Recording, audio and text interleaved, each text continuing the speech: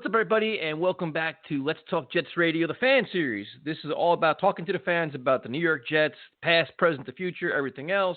This is Tyson Roush. If you want to be on this, all you got to do is direct message us at Talk Jets Radio on Instagram and Twitter. You can hit me up on Twitter, TRAUCH21. And there's a pretty good chance you're going to hear the Ice Cream Man today. You're going to hear a bunch of motorcycles and everything else because the weather is beautiful in New Jersey and everybody's out and about and things are super loud. So I'm going to bring on Steve Nixx to talk some Jets.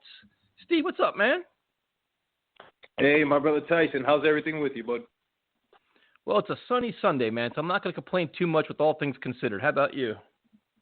it's good on our end, man, with everything that is going on. But you know, I'm about 20 minutes away from Washington D.C., so you know it's tough to kind of go about with your day to day with everything that is going on. But it is always nice to talk sports, man, and talk Jets. I've been a lifelong Jets fan, man. So this is really a dream come true, brother. I really do appreciate it.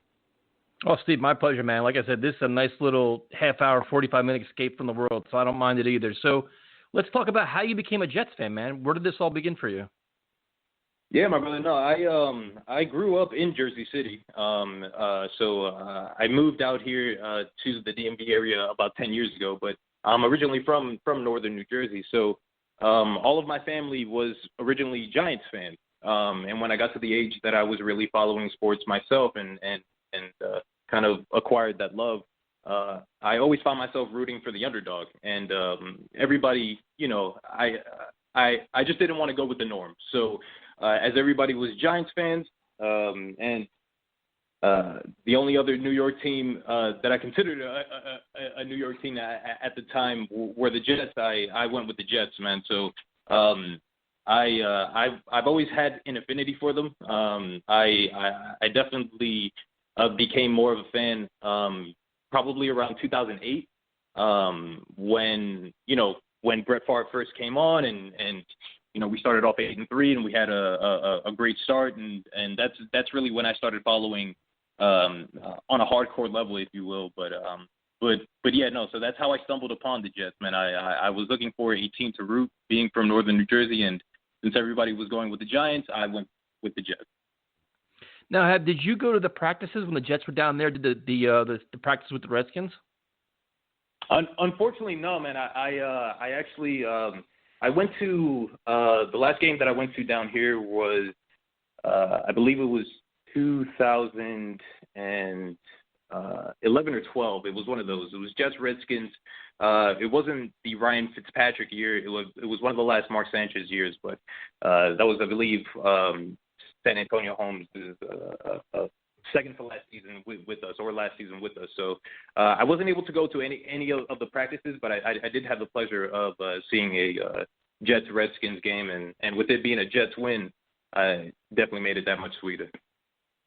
So what's it like being a Jets fan out of town down there with like all the Ravens fans, the Redskins fans, and everything else? Oh man, it's great. You know, just like any other place, you know, you would need to root for your team as hard as possible. You know, you need to root for your team even harder now that you're, you know, out of state, so that people can hear you and see you, if you will. But yeah, no, things haven't really changed. You know, especially now with technology and with being able to, you know, see Jets games with Sunday Ticket and with so many packages. You know, I really don't miss much. So I'm more in tune now, of course, with all these platforms than I was before. So things haven't really changed, you know. It's always nice to see, you know, a fellow Jet fan, you know, lingering around. And we do have a couple of Jets bars here in D.C., so that's always nice as well. So no, things haven't really changed. You know, what I will say about the fans in this area is that they are, I mean, they ride for the team. You know, Redskins fans and Ravens fans are some of the most loyal fan base that I've known, man. So I definitely take pride in wearing my green and white around. Yeah, no, I've been to both. I've been down to Baltimore for Ravens games. I went to the practices with the Redskins. They went to Jets, Redskins, and those fans, man, like at a practice they had like 20,000 fans. It was insane. So I can definitely see what you're saying about that. They're loyal as hell. Yeah, but who are some of your favorite players as you look back at your being a fan with the Jets? Yeah, but no. Let's see. I mean, number one, Darrelle Revis. In my estimation, I mean, for any cornerback, he had the greatest run, and probably not the greatest career because he didn't have that longevity. I would say, and but as far as having that run, I mean, 2010 was the greatest season that I've ever seen from a cornerback. And so Darrelle Revis is number one for me. Number two, I would go probably either Braylon Edwards or Mark Sanchez. I would say if there was a 2A, a 2 and a 2A, it would be Braylon and Mark Sanchez. I remember when we made the trade for Braylon. I remember when we drafted Mark, and those were really turning points in my mind for our franchise, at least for those couple of seasons, for 2009 and 2010. And there's so many other players. I mean, going down from Jericho Cotchery to Brad Smith to, I mean, even LT when he came to our team. There's so many Jets that I have a great affinity for, and even Ryan Fitzpatrick and Brandon Marshall. We kind of lose perspective as Jets fans because we're so emotional, we're so entrenched with our team, and the world that we built sometimes can be crumbled with a loss. You know what I mean? And we can go haywire, but at the same time, I mean, Ryan Fitzpatrick for that one season brought us real stability, and even Josh McCown after that. So, from what we had to kind of what we had to work with, I'm very proud of all the players that we brought on. Yeah, I mean, there's been some wild rides, man, with Fitzpatrick, with McCown, and now you look at Sam Darnold. What do you think about him? There's nothing not to love, I think Sam is by far the best quarterback in the AFC East right now. I think with the improved offensive line and with the moves that Joe has made this offseason, I think we're definitely going to see a different Sam Darnold. I don't think the perception of lack of talent at wide receiver is really going to be his hindrance this season. It's really going to be this O-line. And if this O-line gels, then I see Sam – and this is crazy, but I really see Sam making, being in those MVP talks because he has the talent. He really does. MVP? I really do. But buddy, I said talks. All right, let's not get too crazy. But you know how I am, man.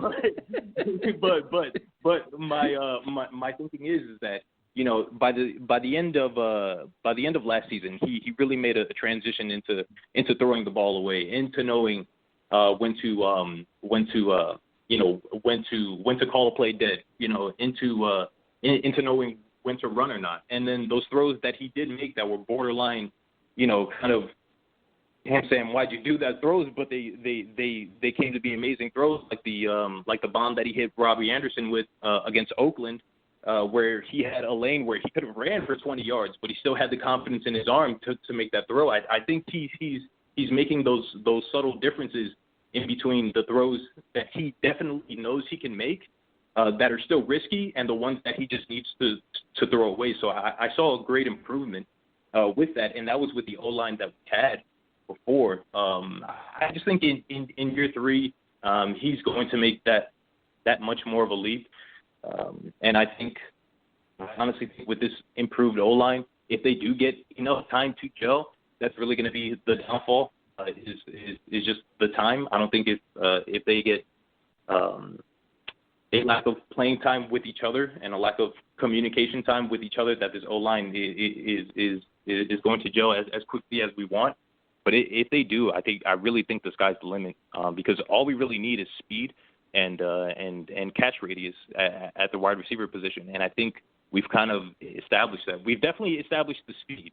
Now we have to, see if these guys can really catch, because I trust Jameson.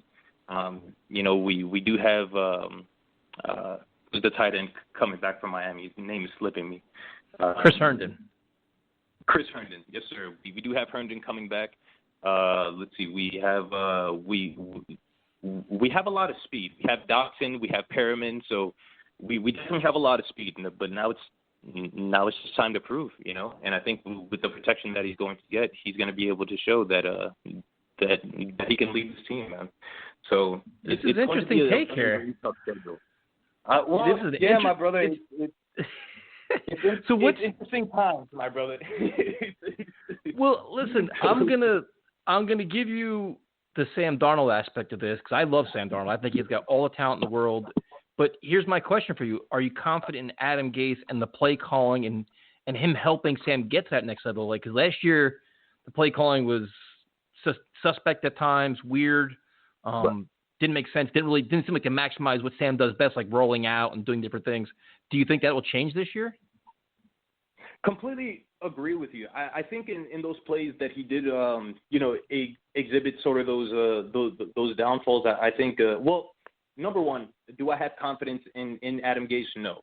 But that stems from the seasons that I've seen from Adam Gase. That's not stemming from him or the talent that he has in putting together an offensive playbook that's effective.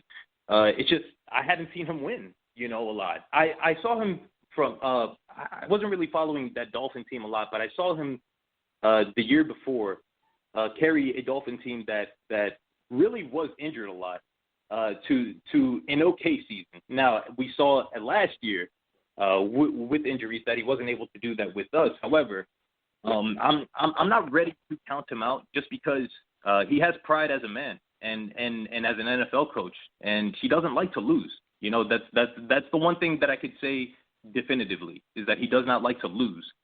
So, do I have confidence in him? No. But that's because this business is strictly results based, and he hasn't come through with the results. But that could all change with a great season. So I'm being more of an optimist right now, but we'll see. I'll give you that. No, listen. We all at this point want to see Adam Gase flourish because we don't want to. You don't want to fire and hire somebody else. You don't want Sam to keep changing offenses. You want them to see them all improve, and a lot of the excuses and things have been gone because you improved the offensive line. The wide receiver position, I'm not as optimistic as you are. I still have some concerns. Right. But what are your thoughts on Le'Veon Bell, man? Do you expect big things from him this year, or do you think you lost a step? What do you think is going to happen with him? I think Le'Veon is making the best out of his situation. I think, I really don't know what to put in this situation because of the Frank Gore signing. Because if it's a matter of getting more speed and developing depth, I would have liked them to go probably a little younger, or maybe I know we got P. Ryan in the draft, but maybe look at a different route other than a Frank Gore. I'm not sure why. Completely why Frank Gore was signed, other than maybe showing the young guys, hey, or this is how a running back should do it as far as work ethic. But from everything that I hear as far as Le'Veon Bell, he has great work ethic. He's a great professional. I think he handled himself completely well last year. He could have, put out a lot of cryptic tweets and, things like that last year, but he didn't. You know what I mean? So I really was happy with the way that Le'Veon carried himself. I would be lying if I said that I expected big things from him. I really hope that I'm wrong. I really, really do hope that I'm wrong. I did not see the same Le'Veon Bell last year that I saw in Pittsburgh. Who looked more like Le'Veon Bell in Pittsburgh last year than Le'Veon did was Joe Mixon. Joe Mixon sort of has a similar running style, but he has enough burst to kind of hit the hole and finish a run. It's not that I don't believe in Le'Veon fully. It's just that when you can't hit a hole and they bring in a Bilal Powell or they bring in a Ty Montgomery, and by all means, all of Ty's runs were called back by holding, so that's a different story. But yeah, no. If you can't hit the hole, bud, and Bilal Powell can, and Ty Montgomery can't, there's an issue. So I'm not sure exactly what it was, and I'm not sure if because of the losing that kind of deflated the situation and Juice didn't have a lot of juice left. You know what I mean? Because I think when he's in it and he's focused, and he's 100%, then he's still maybe not top 5, but we don't need a top 5 running back in the league. Let's get a top 10. You know what I mean? Let's just get somebody who's effective and who could put up a 1,200-yard season, 1,100-yard season. That's really all we need. So big things, I'm not sure, but I'm just hoping that he's consistent and that he averages more than 3.2. Yeah, listen, I completely agree with you. I think there was, especially when Luke Falk was playing quarterback, that was a complete waste of time with Le'Veon Bell. I mean, I wouldn't want to play with that either. And he's getting hit in the backfield by linebackers and safeties. And, you know, at a certain point in the season, you got to be like, dude, he's not used to losing. He's not used to bad offense, not bad offensive line play. I mean, at some point you get demoralized. I'm sure he got hurt and banged up a little bit and didn't want to admit to it. And he was a pro's pro. Like, I don't have nothing, like, I have so much more respect for Le'Veon Bell now than I did before he came to the Jets, because he's been a class act. Like, he's done it all. And now, look, you could do things. I'm begging Gase to let him run and do his thing. Like, please don't become pass happy behind this line. Establish the running game. Get Bell going.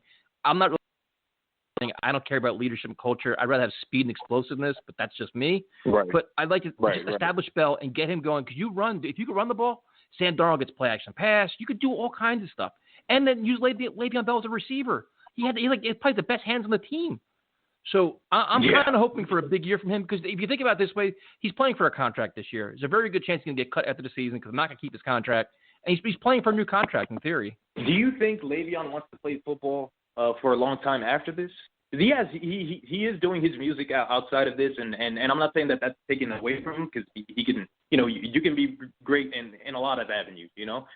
So I'm not saying that that's the reason, but do you feel like he wants to play for another contract after this, another big one, or, you know, maybe it's another 2-year after this and then he's done? Yeah, I'm thinking I'm saying another 2 years. He wants to have that one big year, like the I told you so year. Like, you know what, I came back, I told you so I could still play. Like, he has a lot of pride, man. He's a competitor, and I just think he wants to win, and he wants to prove everybody wrong. And I think that's going to probably fuel him. And once he does that, he probably walks away. Like you said, he's got his music career. He's got so much off the field stuff he can take advantage of. Right. And he seems like he's very savvy when it comes to business. Like, he knows the business side of things. So I wouldn't be surprised. Like, 2 more years and he bolts. Yeah, no. But just like you, but I mean, at the end of the day, I really hope that I'm wrong. And I hope that he has a great season, and I hope that he does shut me up. You know what I mean? But yeah, from what I've seen last year, but I'm not too confident, man. You know, and we'll see though. So, speaking of money and contracts and business, what are your thoughts on Jamal Adams? Shoot. It's funny, man. This is like one of the most stressful relationships that I've ever been in. It's like it's like you texting, you know, your significant other, I love you, and on Monday night, and then Tuesday morning she's like, hey, we need to talk. I'm like, man, what just happened? Yep. So but that's from a fan perspective. Honestly, from a business perspective, I completely understand where he's coming from. But I see both sides, because this isn't necessarily the time to sign someone. Times are so unprecedented. And if these things weren't taking place, if it was any other situation, I would say sign this man, because to me, he is the most talented player that I've ever seen on our team, aside from Darrell Reed. He does what a linebacker can do. He does what a D lineman can do. He can play the slot. He can cover. And on top of that, he's someone that you want your team to mimic. You know what I mean? He has the energy. He has the culture. He has the want to be great. And he has the talent to do that. And Jamal Adams is going to go down as one of the greatest safeties of all time. He is the reason sometimes that you put on Jets games. You know, he took over that Giants game, and I know Saquon was banged up, but he manhandled Saquon. You know, and more than once, not just on that strip fumble, you know, touchdown play. He manhandled him more than once. So Jamal Adams is a man amongst boys, and I really want him to be a Jet. for life. I'm not too confident on how that's going to play out right now, because a lot of the people from his same draft class have got paid, and Eddie Jackson got paid. So we'll see, my brother. But I see both sides. I really see both sides, man. And for everybody who's saying, Jamal for 1 and a 3, you must be out of your mind. I don't know what you're seeing on the field if you think a 1 and a 3 is acceptable. You know what I mean? I want at least 2 1s. Yep. I really do think that Jamal Adams is going to be one of the greatest football players to ever play. So I want him to be a Jet, but we'll see, bro. Yeah, listen, I'm all in on paying him. Like, I understand, like, the timing right now may not be the right time, but when training camp starts and after the June 1st cap and the pandemic's kind of phased away and all this kind of like quieted down a little bit, I give him the money, dude, and say, listen, building block, he's a cornerstone of our franchise. He's earned it. It's good for the locker room. It's good for perception. It's good to have him around. Like, it's like you said, he's a face of the franchise, man. Like, it's not Sam Darnold. It's Jamal Adams. And other teams, other guys around the league want to play with him. Like, he's like guys aren't coming here to play with Adam Gase. They're going to come here to play with either Sam Darnold or Jamal Adams. That's what they're coming here to play for. It's like he's and I agree. He's one of the best defensive players in football, or if not, he's probably top 10 right now. And he's young, getting better every year. I get him done, and I agree. A first and third's not enough for me. I want a king's ransom for him. That's how good he is. He's not just a safety. He's more than a safety. You broke it down perfectly, man. You really did. Well, thank you, my brother. I really appreciate that, man. If he leaves, man, I wish him nothing but the best. But I'm really hoping that that's worst case scenario. But I really do have confidence in Joe. From everything that I hear, and from all of his colleagues, and from McShay, of course. I mean, he's a stand-up guy. So the one thing about Jamal is that he knows he's great. But he kind of, it's kind of like that Shaq thing, he needs for people to tell him that he's great. You know what I mean? Not to boost his own ego, but just to validate the hard work that he's putting in. Because when you're not winning, and you're losing so much, you kind of need that validity from your franchise. So I understand where you're coming from. Well, of course, man. He's sitting there. He's probably not used to losing, and he's comes to the NFL, and they're losing all the time. And he's facing the New York media after every practice, after every game, sitting there facing the music. And he's like, you know what?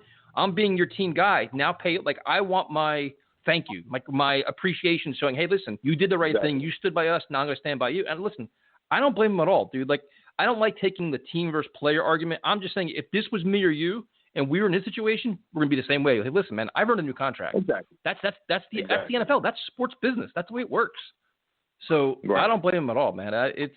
But staying on the defensive side of the ball, what are your thoughts on this defense? They got some new corners. They brought back Jordan Jenkins. They brought back Brian Poole. You got Bryce Hall. You got the young Zuniga. They got some new pieces. What are your thoughts on this defense? I'm a big fan of the defense. I have a lot of confidence in the defense. Of course, I have a lot of confidence in Greg Williams. Aside from Rex Ryan, probably my favorite D coordinator of all time. So he's definitely someone that I have the utmost confidence in. I feel like last year was one of the roughest years for a Jet fan, period, as far as injuries go.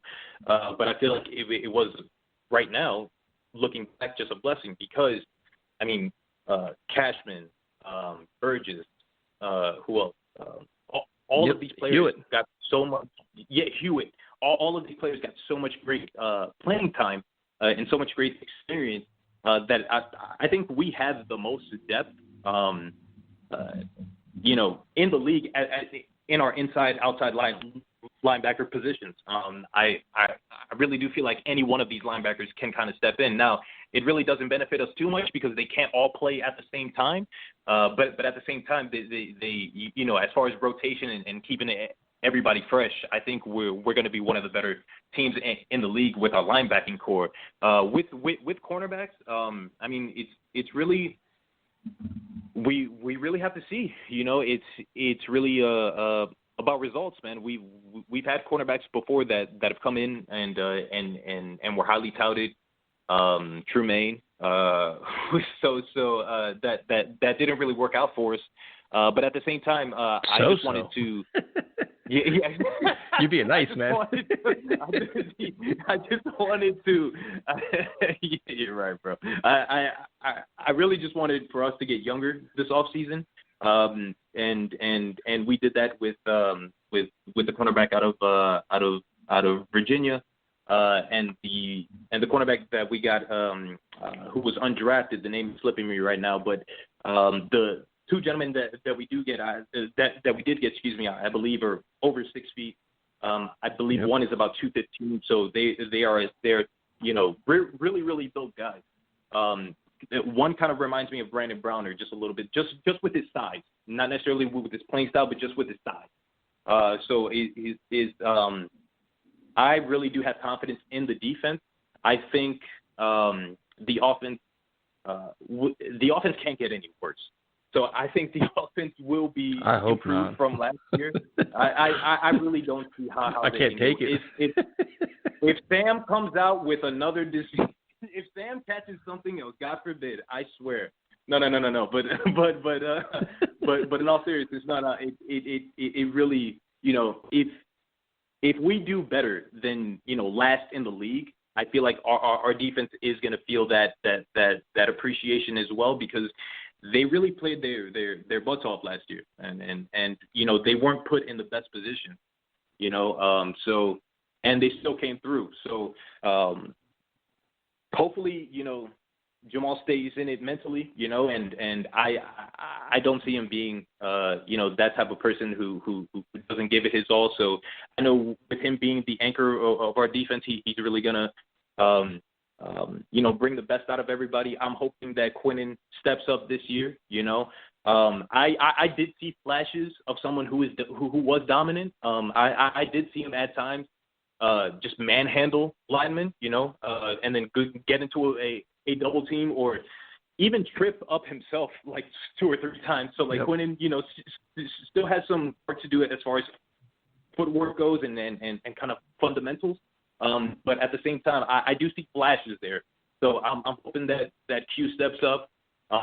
But I really do have confidence, man, and I'm not worried about our defense. And I really think that the addition of Ashton Davis as well is really going to help us out, because I love Marcus May, but he just can't stay on the field. And then when he is on the field,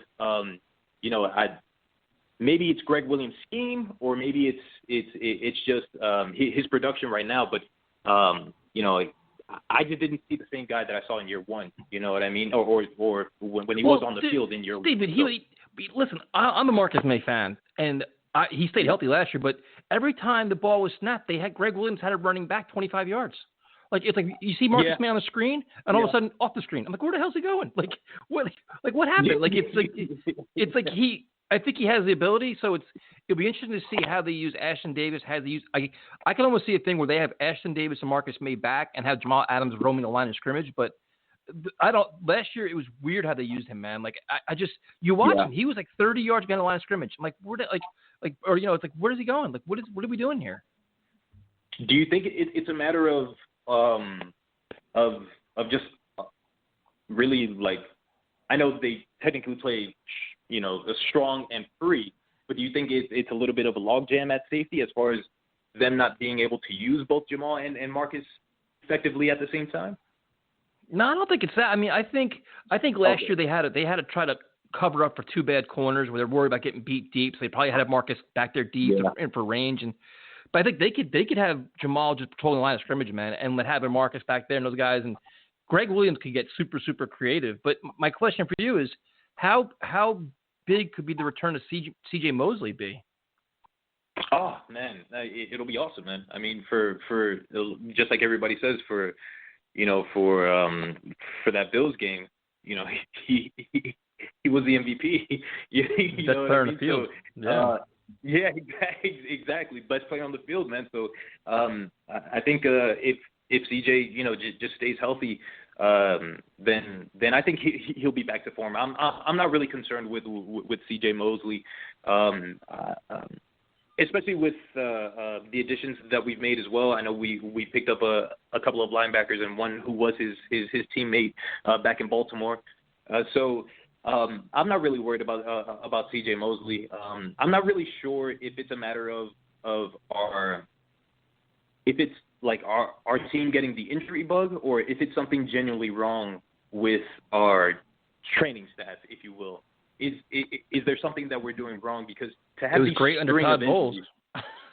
Yeah, you are right. You are right, my brother. You are right. But I don't know. I don't know. We'll see, man. I'm just praying and hoping that he does stay injury free, of course, just like all Jet fans. But as far as if he is 100%, I think C.J. Mosley is going to be, one of the leaders, of course, in our defense. But yeah, so you seem quite optimistic about the defense, quite optimistic about the offense. What are your realistic expectations for this season? I honestly see us going 8-8, bud. And that's after all that optimism. After all that optimism, just because you have to combine optimism with perspective and realism as well. But I think that we do have a much improved team. However, I don't think the improvements that we've made are going to overcome the schedule that we do have. I think you as much as I hate to say it, you really can't underestimate Buffalo.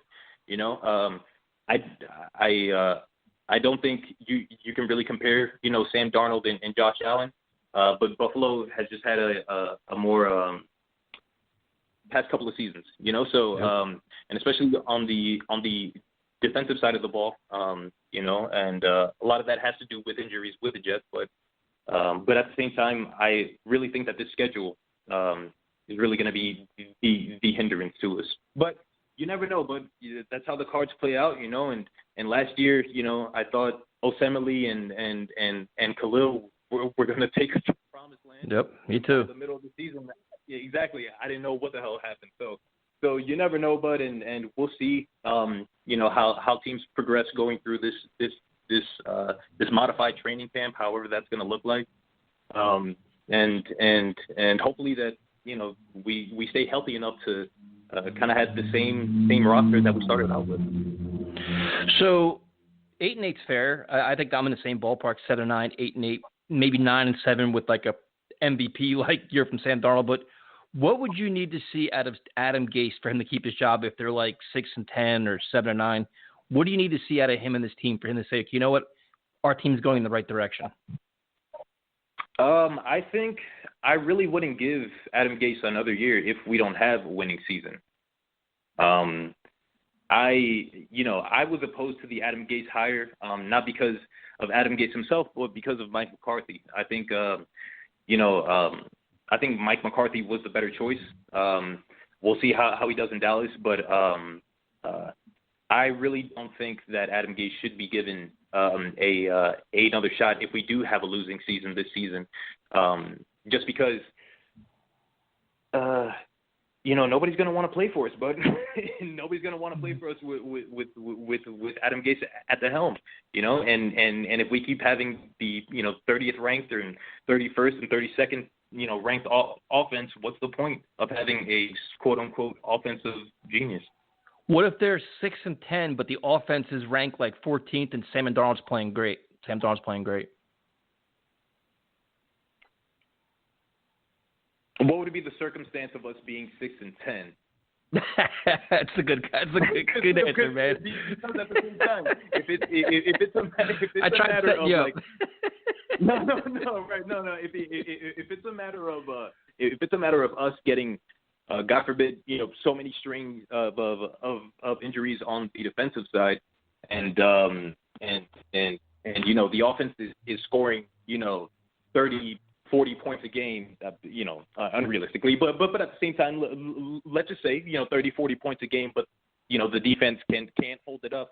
Maybe I can see that, but there's probably one or two circumstances that you might keep them, but at the same time, you need to win. You know what I mean? You need to win in this league. So,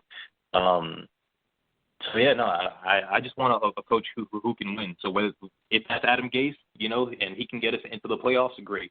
That's anybody else, great. Let's just get him on. I just need that person, whoever that is. But so we'll see, I man. agree. But I agree. I was setting you up, man. Like I'm in the same boat. Like if they go 6-10, but they're in every game, they have a couple bad breaks and things like that. But Sam is playing lights out and phenomenal. I feel a lot better about it. But if they're 6-10, the offense sucks, and they're struggling, and game management's bad, and time management's bad, then the Adam Gase experience has to end. Like they're just because, like you said, you can't foster losing, you can't endure it, and it's just you're wasting Jamal Adams' contract, you're wasting Sam Darnold's contract, you're wasting all of our time at that point. So I completely agree with you, man. Yeah. No, brother, it's just like you said, it's a result-based business, and we need wins, and on draft night, what did Sam Darnold say? When Dion asked him, what would you say to all Jets fans, watching, what to expect, and he said a lot of wins, So yep. I know that Sam has confidence in himself, man. We need a coach that's going to put him in the right position. Yeah, I mean they got to start winning. Like this rebuild plan seems like it's going on for 10 years, and Joe Douglas did a lot of good things, but at some point you got to figure out, is this the right head coach for us? Because you can't waste 4 years going backwards. You just can't. Like it's just like you said, it's a win business, man. We're that one brownstone with the scaffolding that hasn't been done in like 10 years. People are complaining it's an eyesore. You know what I mean? But at the same time, let's just hope and pray that Joe Douglas is the right foreman, if you will. Just to bring it in, is the right person to kind of oversee everything and finish the job, man. And if there's one thing that I do have confidence in, Joe Douglas and it's Sam Darnold, So let's hope that combination can. Yeah, my only concern. Well, I have two concerns. My only two concerns are if Adam Gase does, for whatever reason, struggle and they're 5-11, 6-10, and not going the right direction, does Joe Douglas have the ability to actually fire him? And like, what is his power structure? Obviously, he's got a lot because he wanted a lot to sign a contract here. And what role does ownership play in here? Do they overpower him because they seem to like Adam Gase? Like the whole power structure hierarchy here still drives me insane. And it's going to be tested if Adam Gase doesn't coach well. If they don't have a good season, we're going to really learn the reporting structure here because the fans are going to want change. The media is going to want change. How does the team handle it? And that's kind of my concern with this whole team right now. I really do. I agree with you. One thing that I would say is that, and maybe this is just me, conjuring up something, but I don't think Christopher Johnson, is going to take another season like he had this year as far as the scrutiny that he had from fans. Chris, when he took over, really didn't miss a beat, really was beloved, through by fans just because he wasn't Woody. He really had. Now they want Woody back. Exactly. So he really didn't have a bad moment until last season, and I don't think that him. From what I see from him, he seems very reactionary, and I don't think that if the fans give him the backlash of another, season like we had last year, that he's going to tolerate that. So we'll see, my brother. Steve, first of all, I want to thank you for your time, man. This has been a blast talking football with you. What is the best way for fans to follow you and talk football, Jets football with you? Yeah, my brother. You can go to my Twitter. It's Steve _Nixx.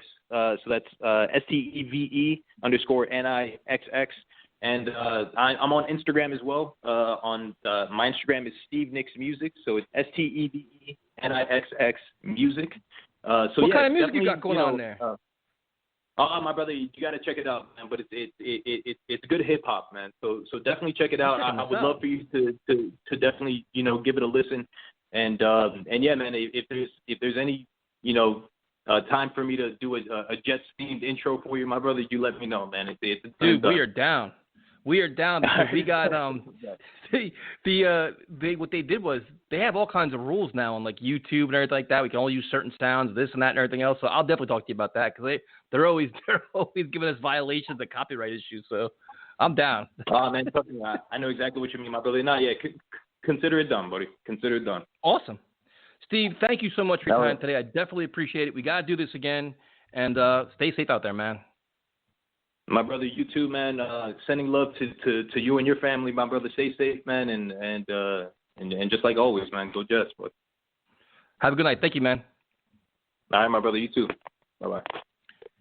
All right, Steve Nixx. I want to thank him for his time. If you want to be on here, at Talk Jets Radio, Instagram and Twitter, I'm Tyson Roush, TRoush21, and we'll talk to you guys next time.